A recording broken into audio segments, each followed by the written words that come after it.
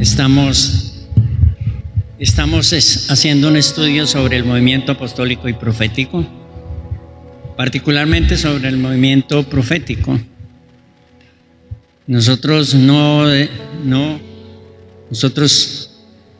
sabemos que el Nuevo Testamento habla de apóstoles y que habla de profetas, y creemos que hay profetas y que hay apóstoles y que hay profecía. Pero también creemos que hay mucho engaño en el movimiento apostólico y profético, mucho engaño. Y esta es como la conferencia número 10, tal vez, que hemos hecho sobre el tema. Seguramente me queda otra. He estado preguntándole a algunos hermanos, ¿están cansados con la serie que estamos siguiendo? Bueno, a los que le he preguntado me han dicho que no, que están contentos. Incluso alguno me dijo cómo me ha bendecido a mí, a mi familia, esa serie que usted está siguiendo. Nosotros aquí en la iglesia hacemos series de mensajes expositivos, mensajes bíblicos expositivos, porque pienso yo que lo que Dios nos ha llamado a hacer, o el ministerio que Dios nos ha dado, pues es la palabra. Y pues no podemos hacer más de lo que el Señor nos ha dado, y eso lo vamos a hacer con gusto, con alegría, compartirles a ustedes la palabra del Señor, edificarlos, hermanos. Ustedes deben orar por nosotros para que nosotros tengamos la dirección del Señor y la revelación del Espíritu Santo, la revelación a través de la Biblia, no a través de un pajarito por ahí, sino a través de su palabra, que tengamos la revelación para que podamos compartir a ustedes la palabra del Señor. Tenemos unas invitaciones a dos iglesias, a seminario de enseñanza, a dos iglesias en este mes y el mes que viene. Y bueno, gloria al Señor. Queremos compartir con pastores también estas enseñanzas. Vamos a empezar como todos los domingos viendo unos videos. Vamos a ver hoy 3 videos. Son cortos. Pongan usted mucha atención. Mírenlos recordando los pasajes que hemos estudiado, que vendrán falsos profetas y harán grandes milagros y señales. Tenga presente eso, ¿cierto? Si comparamos ese mover de ellos, y lo vamos ahora a comparar con lo que dice la Biblia, si lo comparamos con lo que dice la Biblia y no concuerda, de hecho es un mover falso.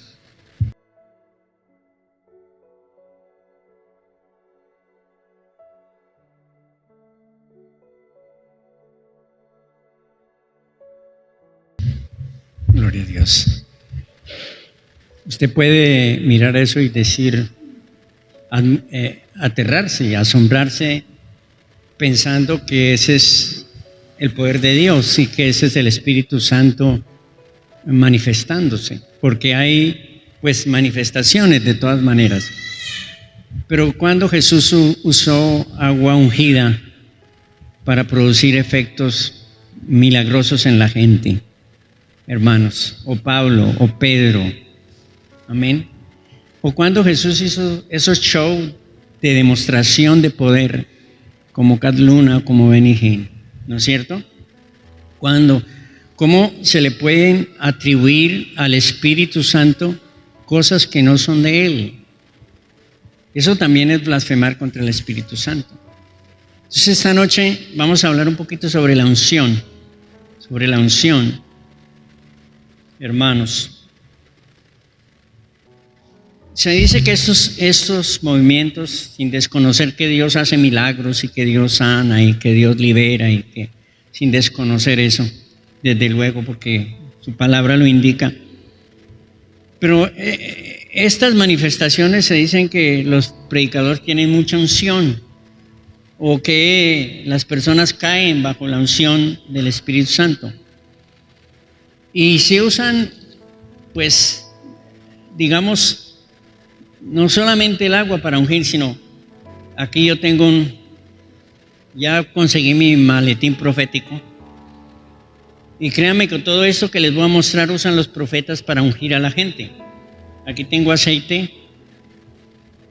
Yo creo que después terminando el culto los podemos ungir con todo esto. Aquí tengo granos también se unge con granos. Aquí tengo leche. ¿Sabe para qué ungen con miel y leche? Para prosperidad y para bendición. Cuando yo escuché que se ungía a los hermanos con miel y leche para prosperidad y bendición, no pensé más que en un acto de hechicería, la verdad. Y pues eso es lo que hacen los brujos, hermanos. ¿Y en qué se pasan para ungir con leche y miel? En que Dios prometió al pueblo de Israel prosperarlos al entrar en la tierra prometida y darles una tierra que fluye leche y miel. Esa es una promesa para Israel. Eso nada tiene que ver con que lo traslademos a la doctrina de la iglesia. Esa es una comprensión equivocada de las escrituras. Aquí tengo sal. También podemos hacer limpias con sal y eso también suena a brujería. Aquí tenemos agua bendita o agua ungida, ¿cierto? De Tibillochua. Aquí tenemos la harina. ¿A usted le parece increíble que con todas esas cosas en las iglesias se ungen a la gente y se las ungimos con todas? No, pues podríamos hacer mejor una torta, porque aquí tenemos harina, aquí tenemos sal, aquí tenemos leche, aquí tenemos aceite, pues nos sale una torta. ¿No le parece, hermano?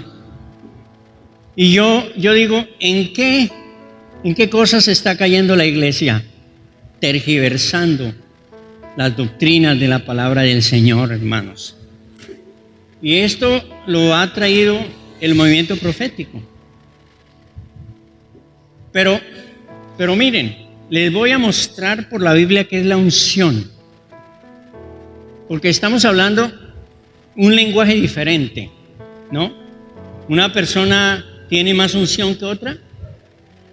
Hay distintos niveles de unción. Uno está en el nivel 1, otro en el nivel 2, otro en el nivel 3 de unción. Hay predicadores con distintos niveles de unción. ¿Acaso? Benny Hinn tiene un libro que se llama La Unción, ¿no? Benny Hinn habla de 7 niveles de unción. Y en su libro, yo he tenido el libro en la mano, en su libro enseña cómo tener unción. ¿Por qué me apagaron la luz? Unción. O ustedes habrán escuchado, la unción está muy fuerte aquí. Siento la unción muy fuerte. La unción está fuerte aquí. Hay una poderosa unción aquí. ¿Han oído eso?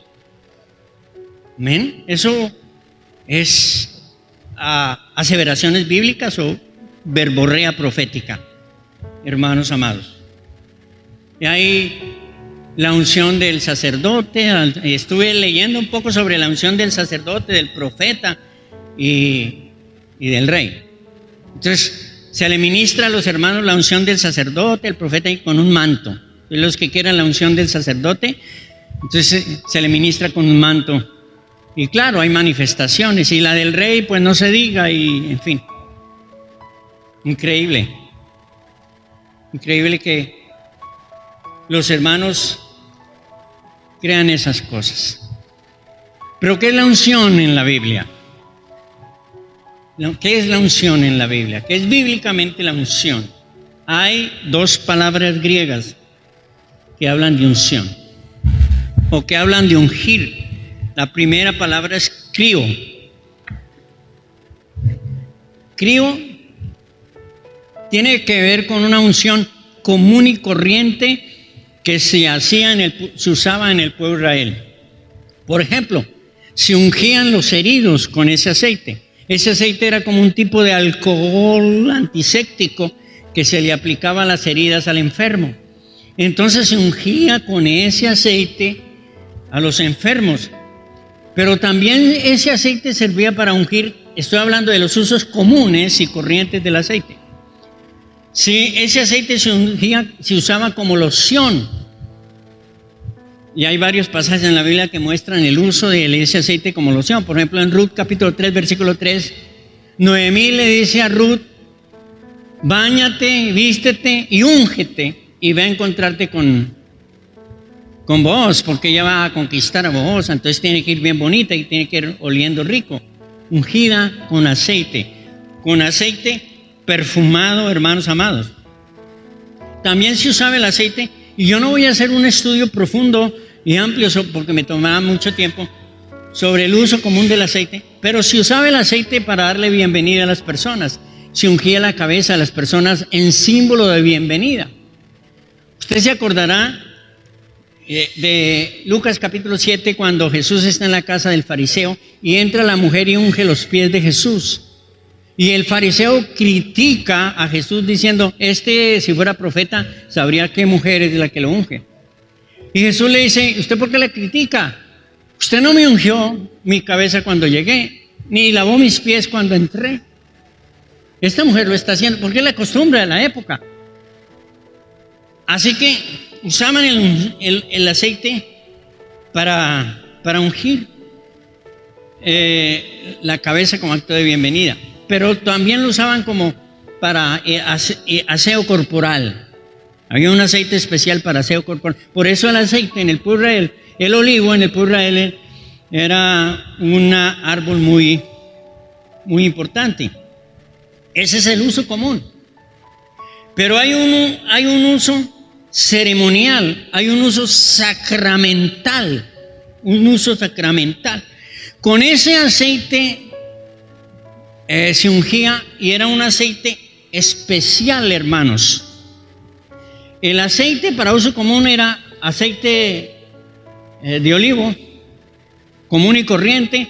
Yo pienso que lo sometían a un proceso para que oliera a perfumado o para que tuviera efectos terapéuticos, en fin. Para ungir la cabeza de las personas, pues había que tener un aceite especial, no un aceite como el que tenemos en la cocina, se sabe, ¿no? Pero para uso ceremonial, para uso sacramental, se usaba un aceite especial. Les voy a mostrar lo rigurosa que era el pueblo de Israel y los mandamientos del Señor en cuanto al uso de este aceite. Nomás leyendo este pasaje me deja ver que no se puede ungir con otras cosas que no sea ese aceite. Que no hay tal leche, ni tal miel, ni tal harina, ni tal grano, ni ninguna otra cosa que la Biblia acepte, porque jamás Jesús hizo eso, jamás Pablo hizo eso, ni en el Antiguo Testamento siquiera, donde hay una revelación diferente de Dios con el pueblo, una comunión distinta, que en el Nuevo Testamento se usaron esos elementos que les acabo de mostrar. En el capítulo 30 del libro del Éxodo, versículo 34, dice así. Mire, dice: dijo además Jehová a Moisés: toma especies aromáticas, estate, uña aromática, galvano aromático e incienso puro, de todo en igual peso. Vean las especificaciones, hermanos. Y harás de ello incienso, un perfume según el arte del perfumador, bien mezclado, puro y santo. Y lo molerás parte de él en polvo fino, y lo pondrás delante del testimonio en el tabernáculo de reunión, donde yo me mostraré a ti, y os será cosa santísima. Como este incienso que harás, o como este aceite que harás, es lo mismo. No harás ninguna otra composición. O sea, ninguna otra composición. Esto no, ninguna otra composición. ¿Por qué los falsos están usando eso? Dice, ninguna otra composición. Te será cosa sagrada para Jehová. Cualquiera que hiciere otro como este, para olerlo, será cortado dentro del pueblo. Era gravísimo eso, ¿no le parece? Era gravísimo eso de andar usando aceite y ungiendo a la gente. Oye, si lo hacían mal, morían, hermanos. Si usted lee el versículo 22 en adelante, ahí dice aceite de la unción e incienso. ¿Qué ungían con ese aceite sacramental? Versículo 26. Ungirás el tabernáculo de reunión, el arca del testimonio. Una vez, cuando se inauguró, se hizo eso, pero no se volvió a hacer. La mesa de todos los utensilios, el candelero, todos sus utensilios, el altar de incienso, el altar de holocausto con todos sus utensilios, pues el tabernáculo en sí, todos los utensilios. Así, versículo 29, así los consagrarás, y consagrarás es apartarás para un uso único. El aceite tenía como fin consagrar algo para un uso específico y único. Hasta aquí lo que estamos viendo es que la unción no es un emblema de poder, donde se muestra que una persona que tiene gran unción tiene gran poder. Lo que estamos viendo hasta aquí es que esta es otra unción. Estamos hablando otro lenguaje. Dice, así los consagrarás y serán cosas santísimas. Todo lo que tocare en ellos será santísimo. Ungirás también a Aarón a sus hijos y los consagrarás para que sean mis sacerdotes.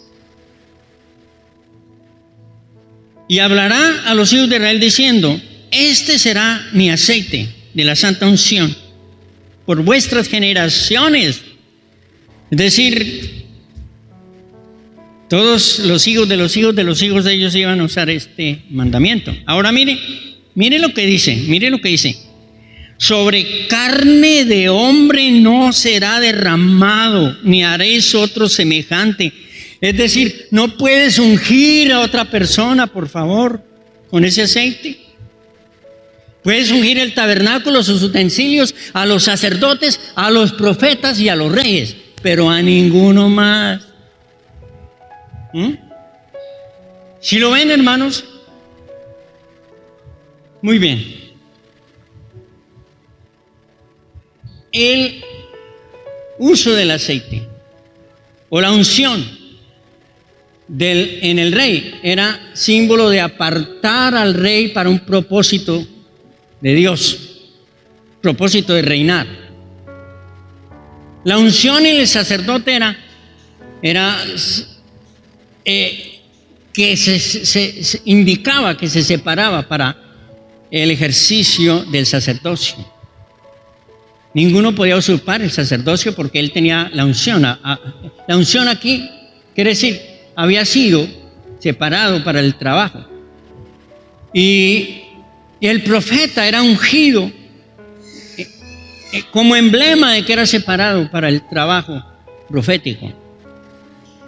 Nadie más. En el Antiguo Testamento no se ungió más. Amén, hermano. En Isaías capítulo 61, que mire que la Biblia guarda la misma idea de que ungir es separar para la obra del ministerio o para el servicio. Separar, no emblema de poder y de grandeza, no. Demostración de poder. Como algunos predicadores dicen, uy, qué unción tiene ese, es decir, cómo se manifiestan poderes y cosas en ese. Eso no es la unción bíblicamente vista. Por ejemplo, en Isaías 61, Isaías 61, hermanos, hablando nada menos del Mesías. Y dice así el 61, el Espíritu de Jehová, el Señor, está sobre mí, por cuanto me ungió Jehová. ¿Qué me ungió ahí? Me separó para cumplir un propósito especial. ¿Para qué? Para predicar las buenas nuevas a los abatidos, vendar a los quebrantados de corazón, publicar libertad a los cautivos y a los presos, apertura de la cárcel. Proclamar el año de la buena voluntad de Dios. Para desarrollar ese ministerio lo ungió Dios, es decir, lo apartó Dios. Hermanos, es notable que Jesús jamás fue ungido con aceite como los sacerdotes en el Antiguo Testamento, ni como los profetas, ni como los reyes. La unción que vino sobre Jesús fue el mismo Espíritu Santo cuando Él estaba en el bautismo, vino sobre Él. O sea, ya la regla de ungir a los ministros en el Nuevo Testamento empieza a cambiar con Jesús. Porque si usted ve a los ministros que instituyen el Nuevo Testamento, ya no los ungen con aceite. Les puedo mostrar. Por ejemplo, Hechos capítulo 6, cuando escogieron los diáconos, no los ungieron con aceite, pusieron sobre ellos las manos. Capítulo 13 del libro de los Hechos, cuando escogieron a Pablo y Silas para hacer la obra del ministerio de misionero, no los ungieron con aceite, pusieron con ellos las manos. Cuando ordenaron a Timoteo, no lo ungieron con aceite, impusieron las manos. Ya en el Nuevo Testamento la unción tiene otra connotación.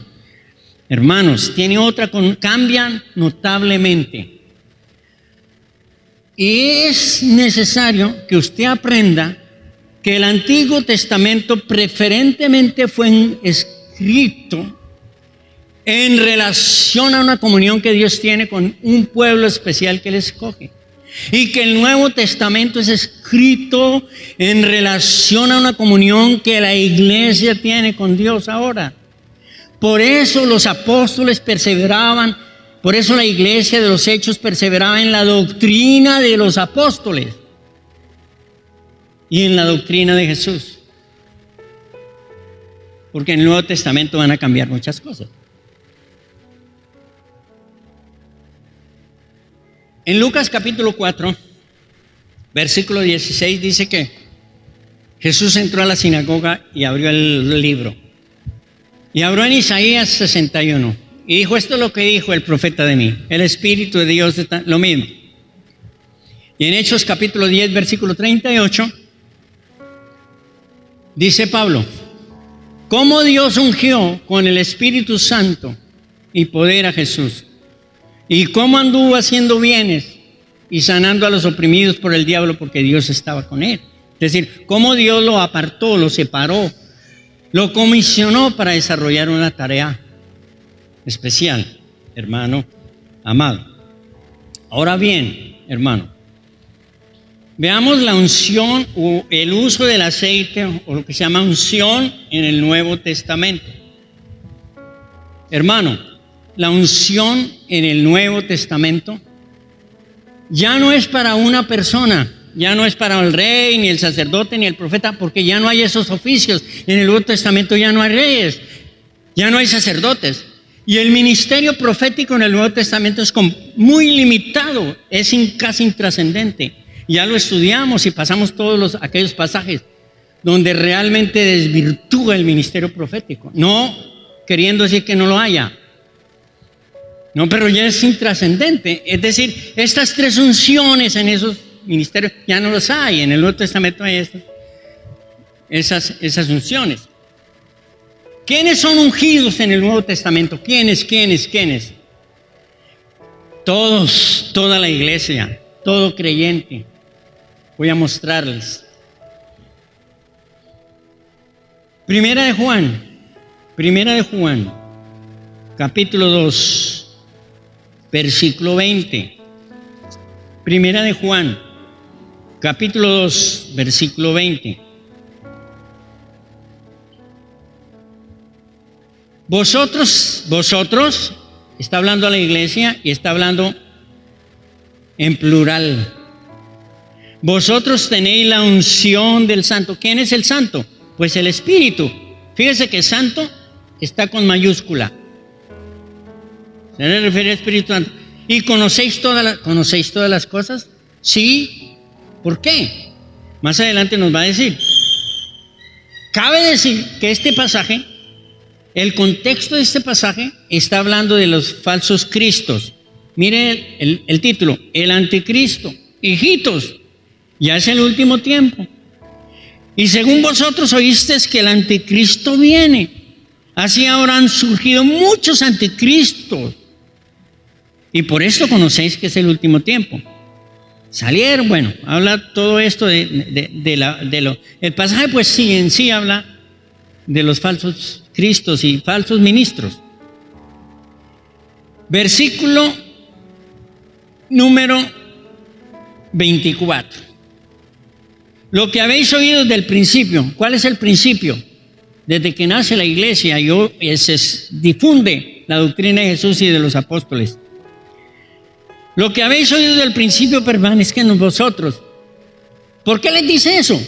Porque hay falsos maestros en la iglesia enseñando otras cosas. Los gnósticos están enseñando otras cosas.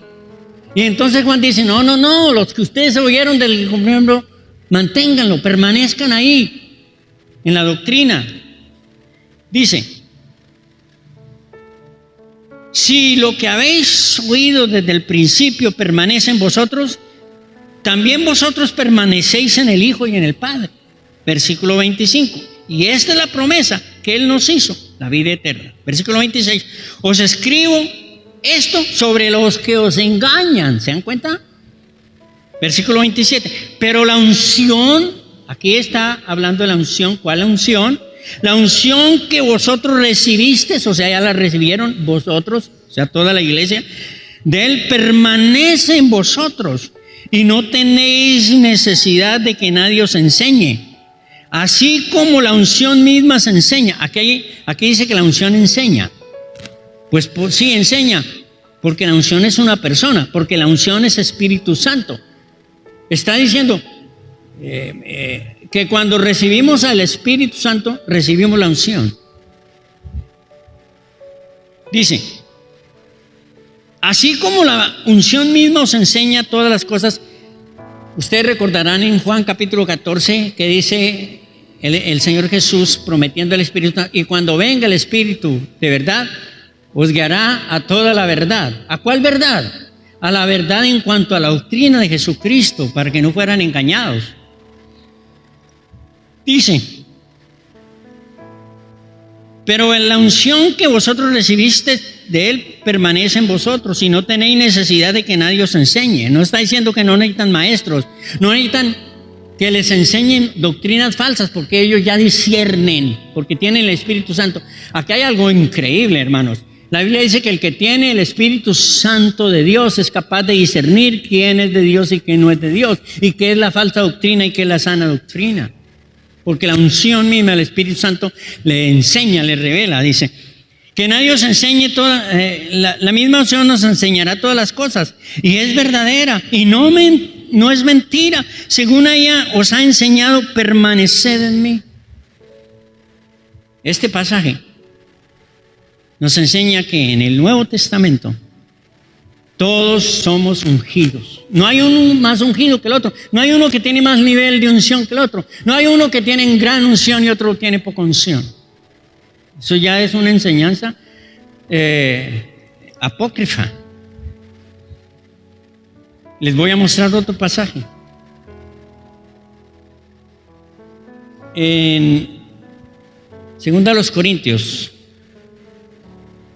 2 Corintios 1:21.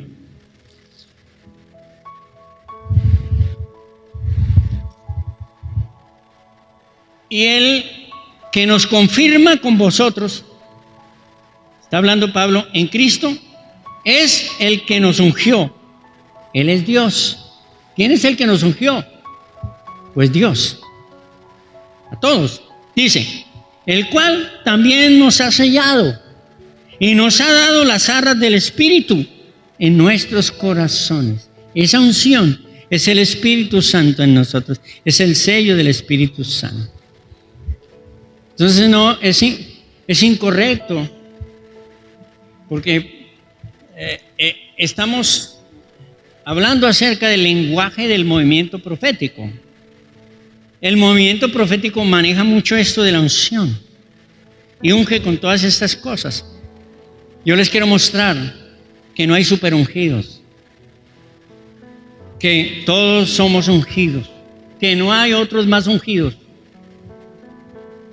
y que jamás, ¿no es cierto? Pablo se presentó como el ungido. El ungido en el Nuevo Testamento es Cristo. Es el ungido, el Cristo. ¿Por qué el Cristo?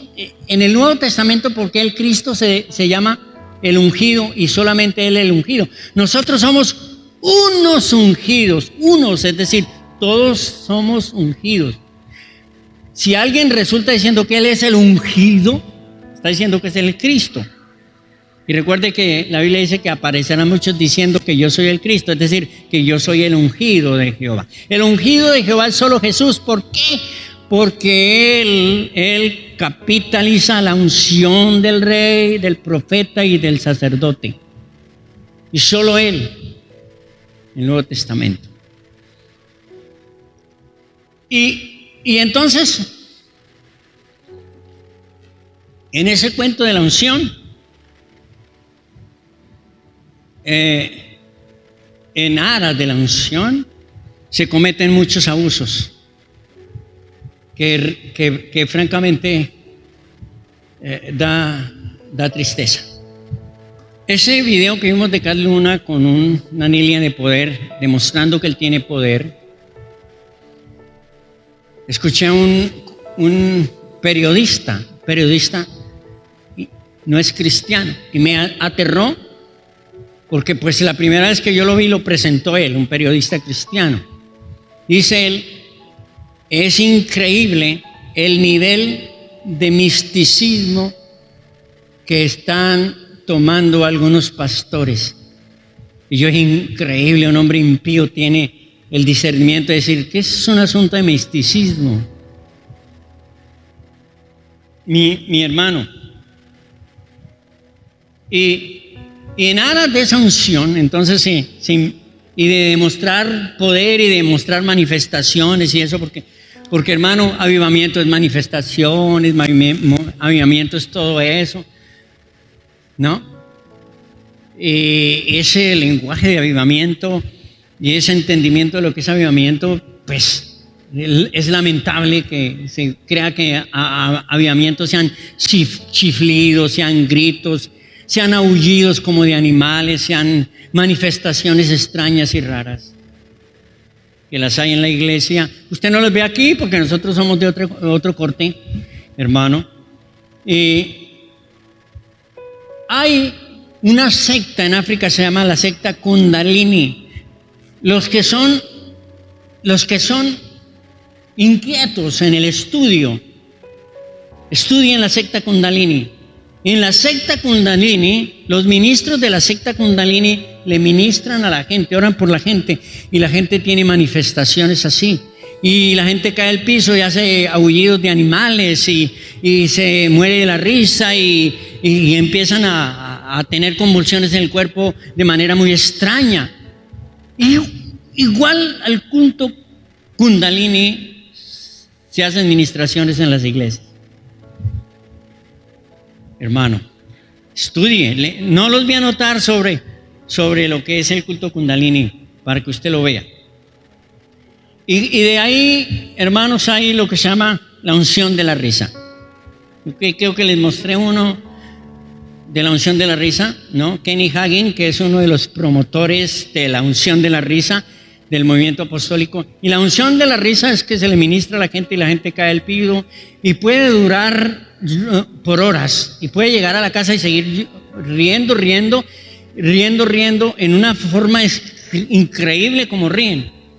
Y cuando yo veo eso, yo digo, ¿y cómo se le puede atribuir al Espíritu Santo eso? Una persona que se bota al piso y da vueltas en el piso y se coge el estómago llorando porque dice que está con la unción del Espíritu. Pero ¿en qué cabeza, qué gente con 5 de razonamiento cree que eso puede ser el Espíritu Santo?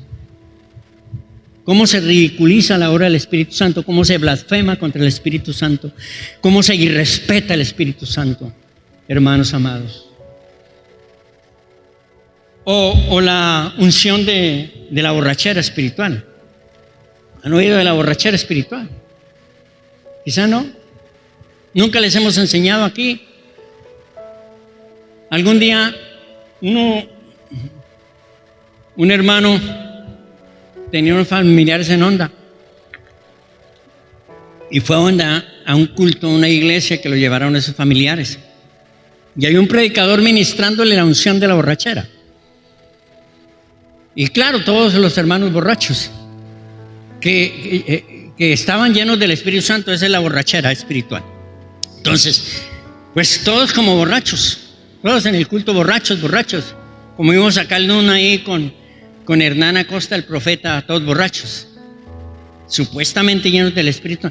Y me dice el hermano que venía acá, que los hermanos de esa iglesia salieron a la calle y siguieron borrachos. Y se fueron a las casas como si hubieran salido de tiendas, de cantinas, borrachos a la casa. ¿Cómo puede creer que eso es el Espíritu Santo de Dios? ¿Cómo se puede ridiculizar el Espíritu Santo?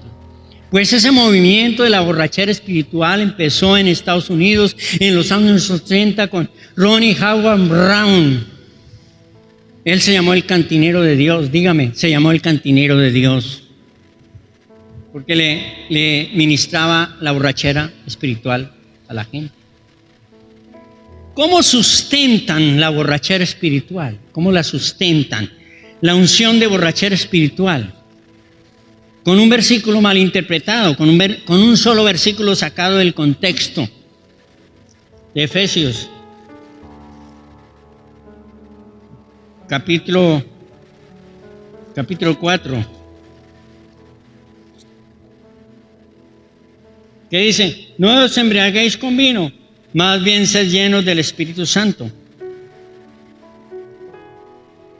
Y ahí, ser lleno del Espíritu Santo significa ser controlado por el Espíritu Santo. Lo que quiere enseñar el pasaje es que como el alcohol controla a las personas, así como el alcohol controla a las personas deben ser controladas por el Espíritu Santo. Y si el Espíritu Santo controla a las personas, entonces las personas no hacen como tontos, no andan como tontos, no hacen cosas ridículas, porque no los va a llevar el Espíritu Santo a hacer cosas ridículas. El contexto del pasaje dice cuál es el control del Espíritu Santo. Voy a leerles. Dice: por tanto, seáis sensatos, no seáis insensatos, sino entendidos de cuál sea la voluntad del Señor. No os embriaguéis con vino, en lo cual hay disolución. Antes bien, en lugar de eso, en lugar de ser llenos de ese vino, sean llenos del Espíritu Santo. No quiere decir que tiene que tener las manifestaciones como un borracho. Ahora dice cuáles los resultados de ser llenos del Espíritu Santo si les aplicamos la regla del contexto, de la hermenéutica del contexto. Luego dice: hablando entre vosotros con salmos, con himnos y cánticos espirituales, cantando al Señor y alabando en vuestros corazones, dando siempre gracias. Ese es el control del Espíritu Santo. Sométanse los unos las casadas estén sometidas a sus maridos, es decir, reconozcan la cabeza, reconozcan a su esposo como cabeza. Una mujer llena y controlada por el Espíritu Santo es una mujer que reconoce la autoridad del esposo. No anda como una borracha ahí, caída al piso, muerta de la risa. No, y en la casa siendo una grosera No, hermanos, el control del Espíritu, la llenura del Espíritu es una cosa muy distinta. No es una pócima que se recibe y me transforma y me hace tener manifestaciones y convulsiones y cosas extrañas. Usted tiene que aprenderlo, hermanos amados. Y luego habla a los esposos y habla a los hijos: hijos, obedeced a vuestros padres en el Señor, siervos, en fin. El control del Espíritu Santo es una vida controlada de testimonio que vive para Dios. Esa es la llenura bíblica del Espíritu Santo. No es una nube que me entró, no es un fluido que me entró, no, es un control. Y cuanto más control el Espíritu Santo tenga de una persona, más cuerda es, más lógica es, más racional es. Usted ve movimientos en la iglesia que por la razón no puede explicar, que no. Pues hermano, hay la unción de rompimiento. Cuando yo escuché eso por primera vez, la unción de rompimiento, yo dije: ¿qué es eso? ¿Qué es eso? ¿Qué es la unción de rompimiento? Porque cuando yo leo la Biblia, estudio la Biblia, hoy yo no me encuentro con ese lenguaje, ¿no?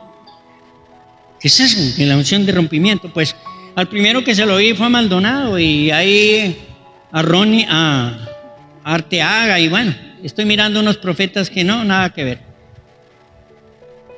Es un rompimiento espiritual.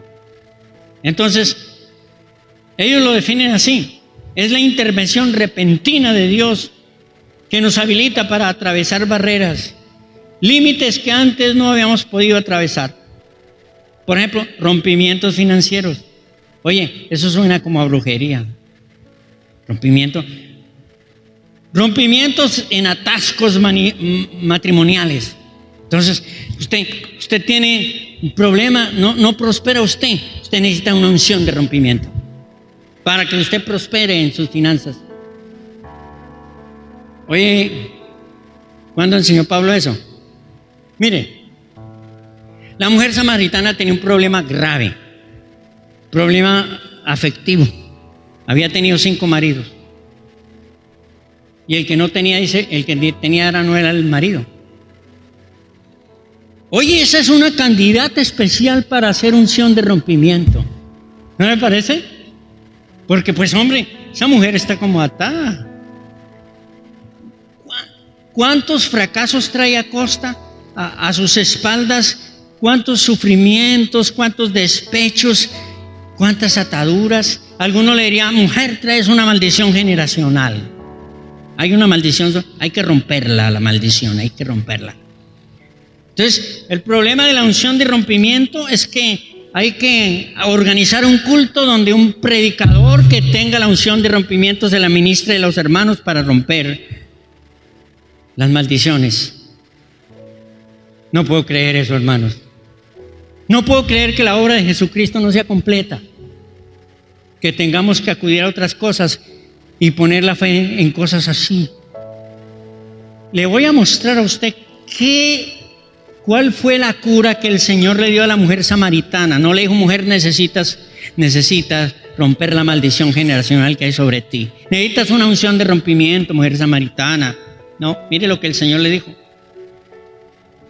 Dice: mas el que bebiere del agua que yo le daré, no dice de la unción de rompimiento que le voy a ministrar, no tendrá sed jamás, sino que el agua que yo le daré será en ella una fuente de agua para que salte para vida eterna. Hermano, esto es glorioso. Jesús le está diciendo: usted necesita recibirme a mí. Yo soy el agua que le va a quitar la sed. ¿Cuál sed? Su sed existencial. Tú tienes una sed existencial. Tú has tenido fracasos matrimoniales. Estás herida. Tienes una sed. Yo soy el agua que quita la sed. Recíbame a mí. Y se convirtió a la mujer y lo recibió. Y cambió. Necesitó terapias de ministraciones, de unción de rompimiento, y esas las necesitó la mujer samaritana. Los apóstoles le enseñaron eso. ¿A quién le enseñaron eso? ¿No le parece increíble, hermanos, que uno se deje confundir? Ahora, bueno, ellos usan otro versículo, Isaías capítulo 10, versículo 24. Dice que la unción pudrirá el yugo. No tengo todo en la memoria, pero pues dice 10, 24 es así. Isaías 10, 27, 24, 27. Acontecerá en aquel tiempo que su carga será quitada de tu hombro y su yugo de tu cerviz, y el yugo se pudrirá a causa de la unción. Entonces, ellos dicen: hay que tener una unción que pudra el yugo. Hermano, apliquemos la regla de la hermenéutica de interpretación a este pasaje. ¿A qué se refiere? Porque no se puede sacar ese versículo y aplicarlo así porque así. Porque eso es un desperpento en interpretación bíblica. Pues el pasaje está hablando proféticamente a través de Isaías que Dios va a traer un juicio sobre Judá y la va a llevar para que Asiria, ¿no?, la tome cautiva y Asiria ponga un yugo sobre Israel hasta que Israel se arrepienta. Cuando Israel se arrepienta, o cuando sea el tiempo de Dios, del trato de Dios con Israel, el Señor quitará el yugo. Israel volverá a su tierra, ya libre del yugo de los asirios. ¿Qué tiene que ver eso con la unción de rompimiento? ¿O qué tiene que ver eso con la unción que pudre el yugo? Eso es una interpretación equivocada, hermanos. Estamos hablando del lenguaje que se usa en el movimiento, la activación profética. ¿Han oído de la activación profética? Del fluir profético, de la unción de aceleramiento profético, del espíritu de Jezabel, del espíritu de Absalón, bueno, todos esos términos que yo los escucho y digo, uy, caramba. Cuando yo los escucho a sus predicadores que salen con eso. Me da tristeza, hermanos, la verdad. Tengo que terminar ahí porque ya se me acabó el tiempo. Yo espero terminar el domingo que viene con actos proféticos. Terminamos aquí con lo que nos falta aquí.